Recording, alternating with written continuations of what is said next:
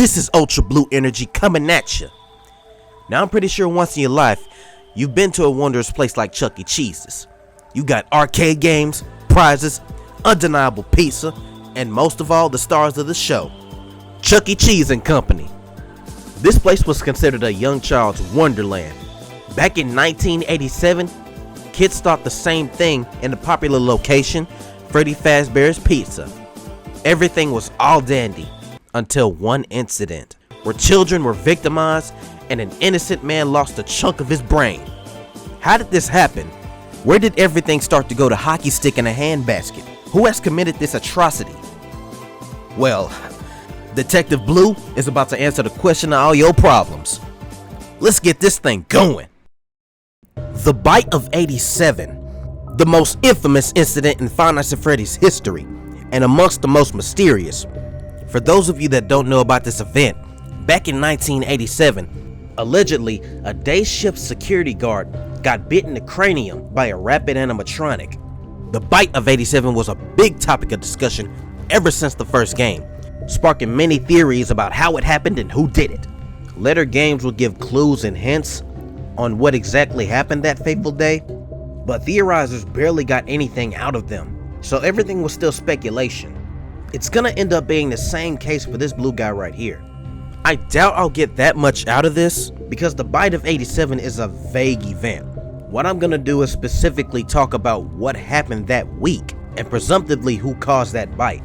So let's jump straight into Five Nights at Freddy's 2. Five Nights at Freddy's 2 is the game created after the success of Five Nights at Freddy's 1, with the shiny new kid-friendly animatronics for the grand reopening of Freddy Fazbear's Pizza, and the old animatronics being left to rot. Our old friends Freddy, Bonnie, and Chica return to sing lovely songs for the kids once again.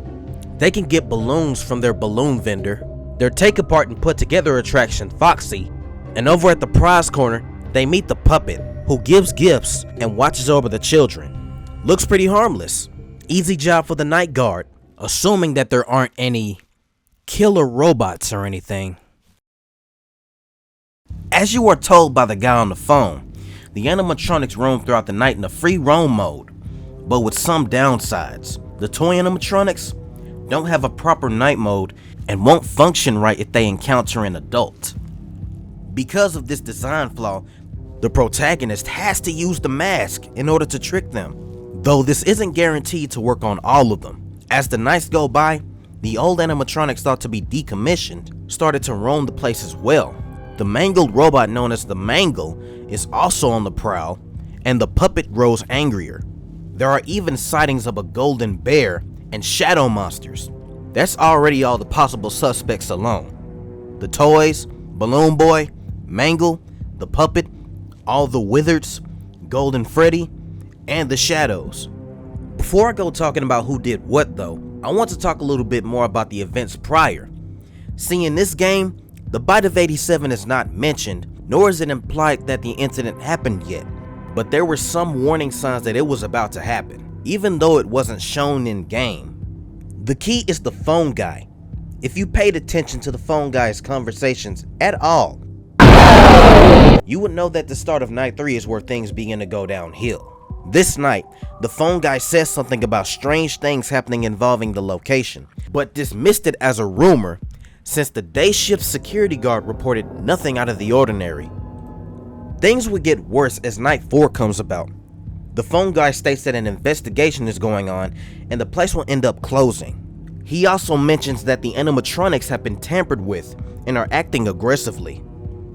When night 5 comes about, he states that the building is officially on lockdown and that the day shift position became available, quote unquote.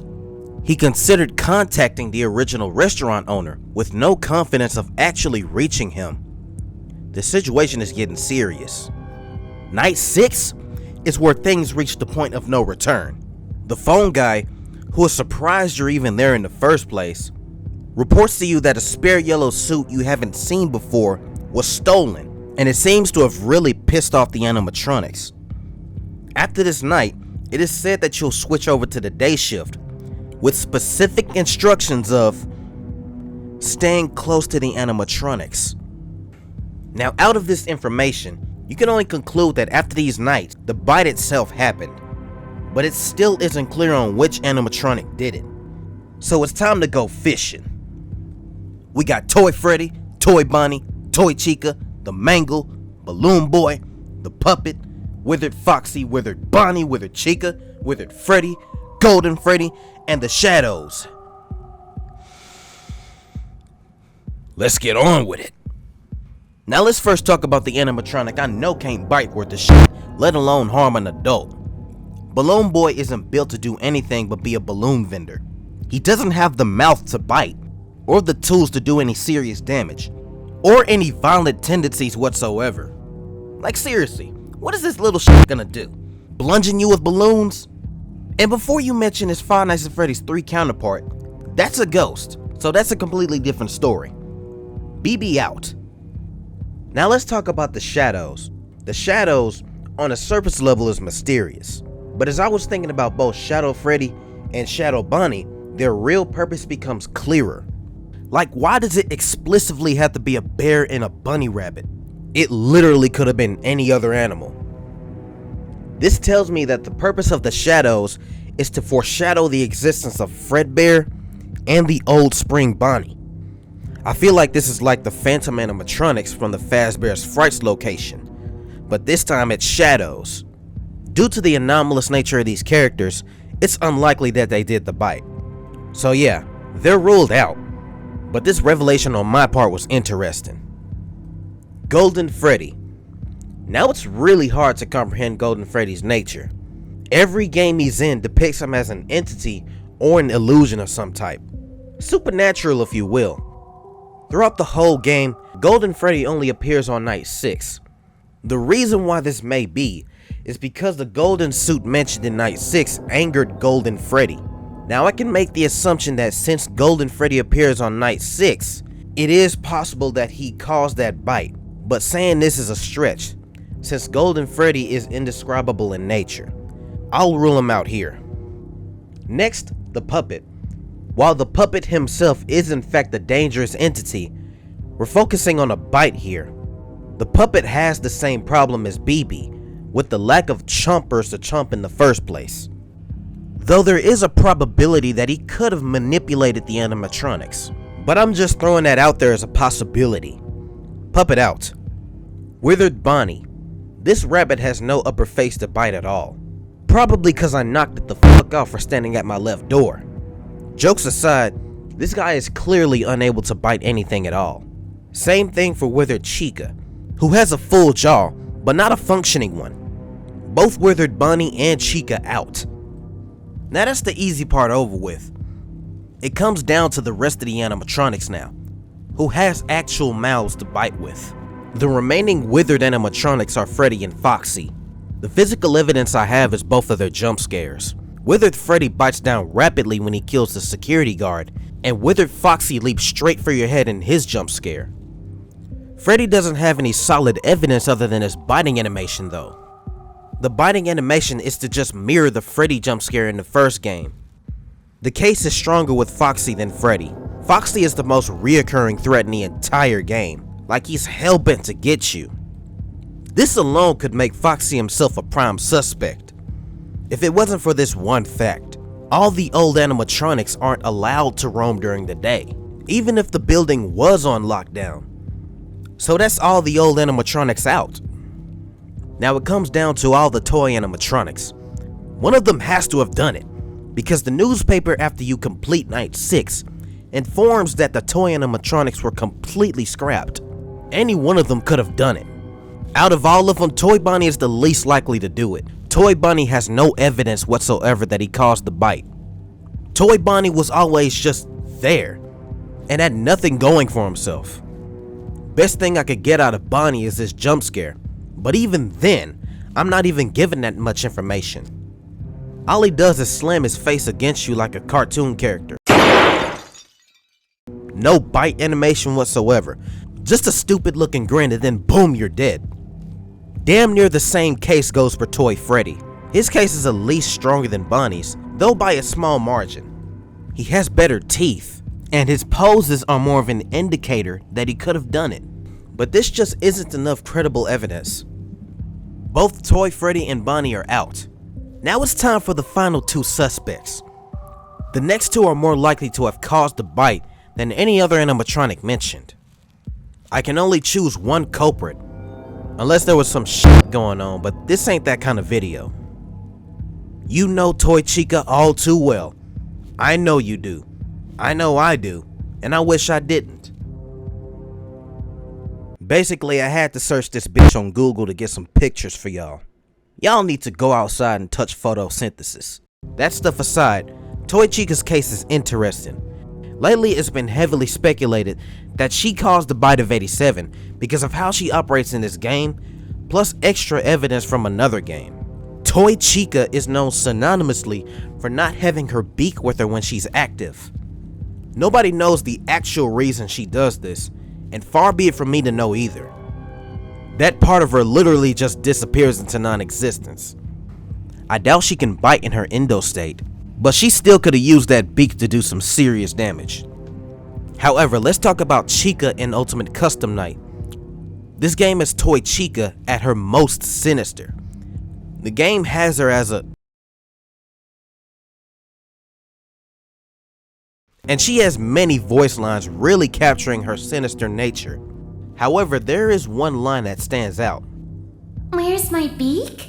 Lodged in your forehead, of course. That is one psychotic chicken nugget. So is this line alone enough evidence by itself? Hate to break it to y'all, but none of this nonsense means anything. Ultimate Custom Night is just a purgatory. Toy Chica could have been sinister because the hellscape Afton was in made it that way. So it's not plausible. This game also gave Funtime Foxy a male voice. What y'all gonna tell me next? Toy Freddy was always a competitive COD player? Not saying this game is irrelevant when it comes to the lore, but saying Toy Chica caused the bite because of her dialogue alone isn't enough. This leaves us with Mangle. Let's talk about the messed up Mangle of parts. This guy, gal, whatever the fuck, has a lot of evidence that it could have caused the bite. Mangle is almost always hanging from the ceiling, especially before she attacks. Look at the jump scare itself. She's aiming straight for the head. While it's not 100% confirmation, it is arguably the strongest piece of evidence. But let's dive into other details. The Mangle used to be just Funtime Foxy over at Kids Cove, but kids always took her apart every single day. So much so that the staff just made her a take apart and put back together attraction. This was torture for the poor robot. But she's not programmed to harm kids. As you know though, the animatronics don't like adults or staff. Her resentment is backed up in AR. This almost makes us yearn for the days of the Kids Cove. Never again. Never, never, ever, never. So out of this bit of information, we can say that Mangle had a clear motive. So in the end, who caused the bite? Well, it could have been nobody else but Mangle. Now, as stated before, it very well could have been any of the toys. The puppet could have also done the bite through manipulation, but that's a bit of a stretch. But when the data stacks up, you'll start to see that Mangle was in fact the perpetrator. From the behavior, to the agonizing existence, to the fact that she isn't an actual toy animatronic, to the timing, everything is good enough to conclude that Mangle did in fact do the bite. The most likely scenario is when Jeremy wasn't looking, Mangle ambushed him from the ceiling, and he lost a chunk of his head because of it. I feel bad for any security guard who chooses to work here. So peeps, what you think? Did this video explain everything, or did it not explain enough? Should I play Five Nights at Freddy's 2 after I do Night 6 on my other channel? Your input is welcome. Except if you're a dumbass robot rabbit. This is UltraBlueENERGY, blasting off.